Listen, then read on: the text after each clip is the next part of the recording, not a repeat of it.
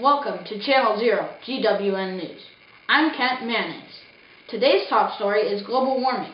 What is global warming? Global warming is the theory that the non-natural gases and fossil fuels produced by humans get trapped in the Earth's atmosphere. This prevents the heat from the sun to not be able to escape the atmosphere because the gases and fossil fuels trap it. This leads to the global temperature of the Earth to increase, causing problems including habitat loss, loss of crops, melting of glaciers, fatal storms, extinction and death to many animals like birds, marine life, and polar bears, and many other horrible issues. Now to the first reporter, Paris Hilton. Paris, what is global warming? That's hot. Oh, thank you, Paris. Now to Rufus Leaking on the history of global warming. Hi, Rufus Leaking here to tell you about the history of global warming. The concept of global warming has been around for about 150 years. It all started back in 1859 when John Tyndall, a scientist who studied many things including thermal radiation, suggested that changes in gas in the Earth's atmosphere could bring climate change. Later, in 1896, a Swedish scientist, Svante Arrhenius, published his calculations of global warming from human emissions of CO2 and claimed that the burning fossil fuels could lead to an even worse global warming. 42 years later, in 1938, the calendar effect was discovered. The calendar effect was the effect of the combustion-produced carbon dioxide on the global climate. This brought up the question of global warming again, regaining the interest in the issue. In 1997, the Kyoto Protocol was held. This was where 160 nations met in Japan to discuss the issue of global warming, and many countries agreed to cut down on the emissions of gas, except two countries did not sign the treaty: the USA and Australia.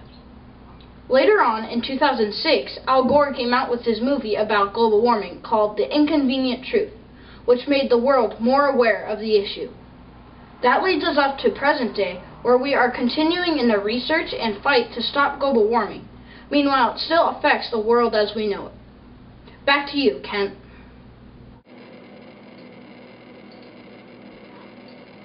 Oh, thanks, Rufus. Now to our special guest reporter, Sarah Palin, on the update of global warming in Alaska. Thanks, Kent. You betcha I want to talk about global warming. Howdy, fellow Americans. I'm Sarah Palin. Up here in Alaska, global warming has really affected us a lot. For instance, the glaciers are slowly melting. Animals like polar bears are going extinct. And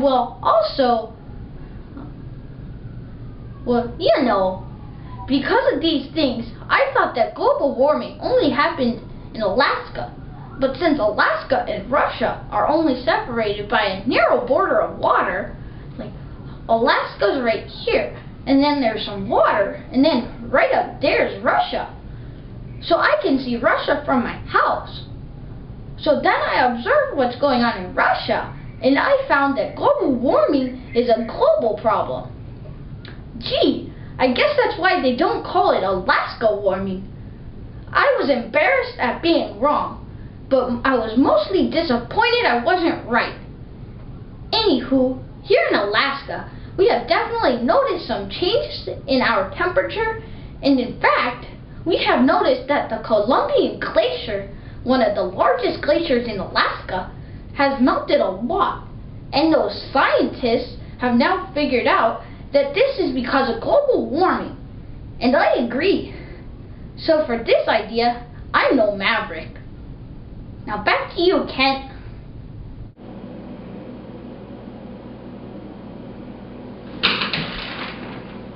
Well, thanks, Sarah. That was fascinating.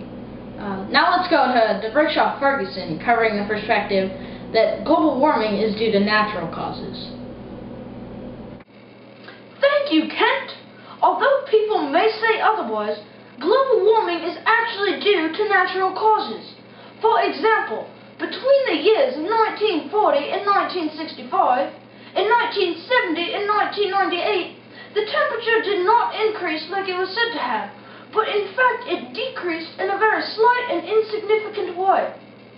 Also, there was a period of 3 million years in history where the global temperature was higher than it is today. Lastly, if the temperature were to rise, it doesn't mean it is because of humans. It has been shown that over time the temperature tends to fluctuate and change, so the rise of the temperature would be natural and not the fault of humans. So back to you, Kent, and have a jolly good day. Thanks to Brickshaw. Now to hear about the opposing viewpoint, let's go to Al Gordon to tell us why global warming is actually caused by humans. Thanks, Kent. Al Gordon here. Global warming is scientifically proven to be a cause of humans and what we produce. Some facts that prove this include, as of 2005, the 10 hottest years in atmospheric temperature were in the last 14 years. The hottest was 2005.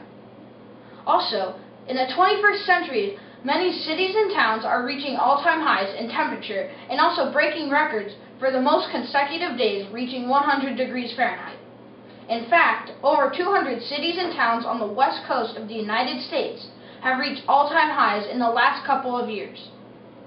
Evidence disproving that global warming is due to natural causes is that as of 2005, 928 articles about global warming were published by scientists, and none of them disagreed with the point that global warming is a cause of fossil fuels and gases produced by humans. Now back to you, Kent. Thank you, Al. Now all this talk about global warming, I just want to know how to solve this issue. To answer this question, let's go to the stunningly handsome, immensely charming, superbly intelligent 8th grade Chadwick student who definitely deserves an A on his history video, Austin Turner. What do you have for us, kiddo? Hello, I'm Austin Turner. I believe that the best way to solve global warming is to make a law that puts a limit on the amount of fossil fuels and greenhouse gases produced by humans and industry. This is a good solution because it is a fair way to cut down on the factors that cause global warming, which in the long run will slow down the process of global warming and eventually eliminate it. Also, this way forces people to reduce the amount of pollution they produce, and if they do not obey the law, they can be punished with jail time or fines. This then rewards the loyal people and hopefully changes the actions of those who contribute to global warming. This will also work for industry because if the company produces more greenhouse gases than they are allowed to, then it will be shut down. Last of all, this is the best solution to stopping global warming because it is very easy for each person to make reductions, and with those little cutbacks made by so many people, it really makes a big difference and takes one huge step towards solving global warming. So what do you say? Let's cut back now. Back to you, Kent. Thank you, Austin. Wow, what a great kid. Well, it sounds like global warming is an important and serious issue. And according to that kid, it sounds like stopping global warming is definitely achievable if we all do our part.